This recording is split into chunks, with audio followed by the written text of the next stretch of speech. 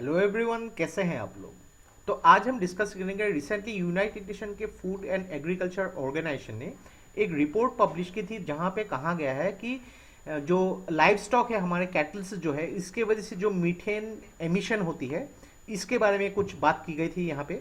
तो मेनली देखिए live stock जो होता है कैटल की वजह से कैसे मीथेन एमिशन होती है और क्या क्या जो ग्रीन हाउस गैसेस होते हैं इसके बारे में डिस्कस करेंगे। इसके मेन सोर्सेज जो है अदर देन लाइफ स्टॉक्स, इसके कुछ रीजंस, कुछ मिटिगेशन जो स्ट्रेटजीज के बारे में बात की गई है और कुछ कुछ जो है गवर्नमेंट इनिशिएटिव्स के बारे में भी डिस्कस करेंगे।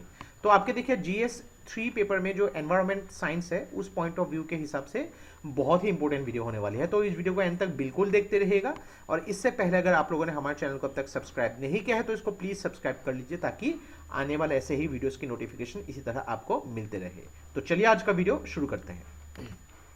तो recently food and agriculture organisation ने रिपोर्ट पब्लिश की थी methane emissions in livestock and rice systems.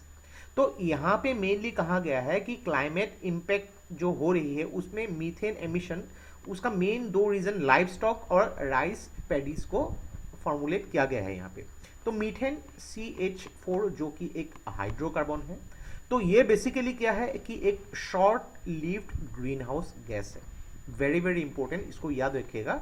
तो देखिए शॉर्ट लिव इसका मीनिंग ये है कि जो मीथेन एमिट होता है ये एटमॉस्फेयर में लगभग 10 सालों तक, और डिकेड ये रह जाता है, और 10 सालों तक जो मीथेन के मॉलिक्यूल्स है ये हीट को ट्रैप करेगी।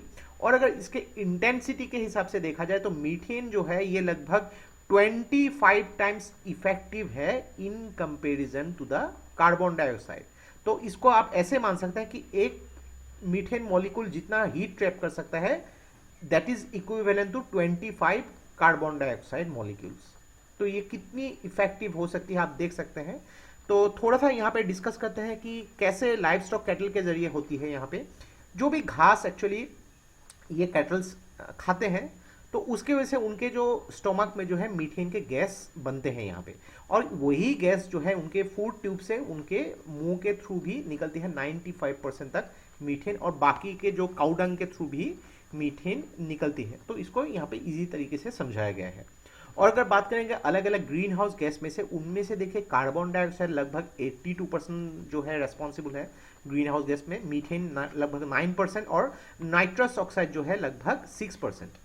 और ये कार्बन डाइऑक्साइड किस तरीके से निकलती है, यहाँ पे जनरली जो इलेक्ट्रिसिटी प्रोड्यूस करने के लिए जो फॉसिल फ्यूल, कोल, ऑयल या नेचुरल गैसेस को जलाया जाता है, देन ट्रांसपोर्टेशन के वजह से जो अगर गैसोलीन या फिर डीजल फ्यूल एयरप्लेन या ट्रेन के थ्रू कार्बन डाइऑक्साइड निकलती है मीथेन के थ्रू। यहाँ पे इंडस्ट्री से जो कार्बन डाइऑक्साइड प्रोड्यूस होती है या फिर रेसिडेंशियल या कमर्शियल प्रोसेस से जो निकलती है यहाँ पे मेंशन किया गया है। तो थोड़ा सा आप वीडियो को पॉज करके इसको पढ़ सकते हैं, सिंपल तरीके से लिखा गया है यहाँ पे। नेक्स्ट बात करेंगे जो सोर्सेस ऑफ मीथेन एमिशन। ये मीथेन जो एमिशन हो रही है उसके मेन सोर्सेस क्या कहा गया है कि यहाँ पे ruminant, livestock and manure management. तो मेनली यहाँ पे कहा गया है कि जो लाइवस्टॉक है ये लगभग 32% जो है ग्लोबल एंथ्रोपोजेनिक मीथेन एमिशन, यानी कि जितने भी लाइवस्टॉक पूरे दुनिया में है वो 32% मीथेन एमिशन के लिए रेस्पॉन्सिबल है। जो राइस पेडीज जो है, खेती जो हम लोग करते हैं राइस की, वो लगभग 8% मीथेन एमिशन करती है।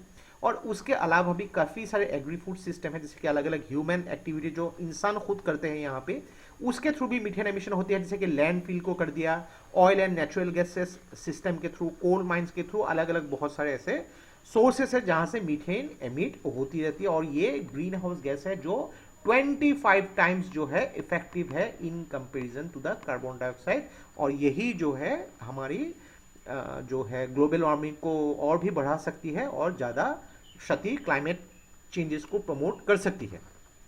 नेक्स्ट अगर बात करें कुछ मिटिगेशन स्ट्रेटजीज के बारे में भी मेंशन किया गया है कि एनिमल ब्रीडिंग और मैनेजमेंट को यहाँ पे करना होगा, किस तरीके से इम्प्रूव ब्रीडिंग हो सके, उसके मैनेजमेंट प्रैक्टिसेस को इम्प्लीमेंट करने की बात की गई है।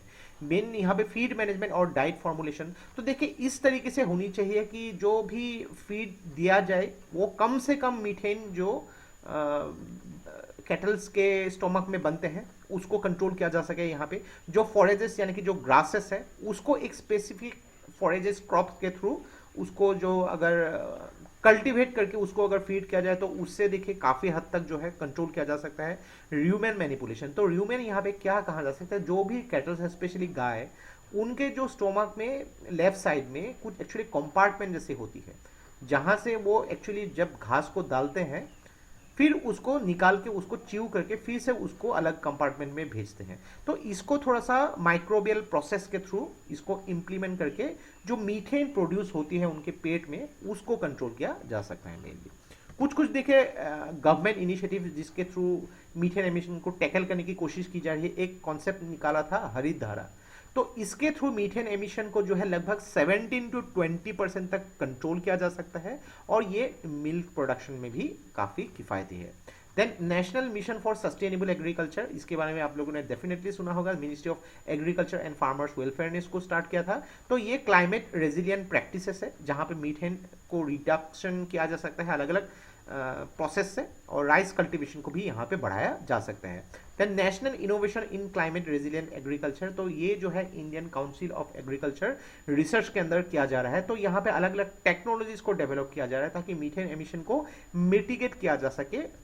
जो स्पेशली राइस कल्टीवेशन होती है उसमें काफी सारे मीथेन एमिशन होती है, स्पेशली जो काउडंग हम लोग यूज करते हैं ये भी बहुत ज्यादा मीथेन प्रोडक्शन करती है, तो उसको कंट्रोल किया यहाँ पे जा सकता है। तो काउडंग जो है एक बहुत ही इंपॉर्टेंट सोर्स है मीथेन, और मीथेन देखिए यहाँ पे ऐसा नहीं है कि कैटल के जो प्रोडक्शन जो है उसको कम किया जाए, लेकिन कैटल को जो फीड किया जा सकता है उसको कंट्रोल किया जा सकता है ताकि देखिए जो भी मीथेन उनके स्टोमक में बनती है उसको कंट्रोल किया जा सके।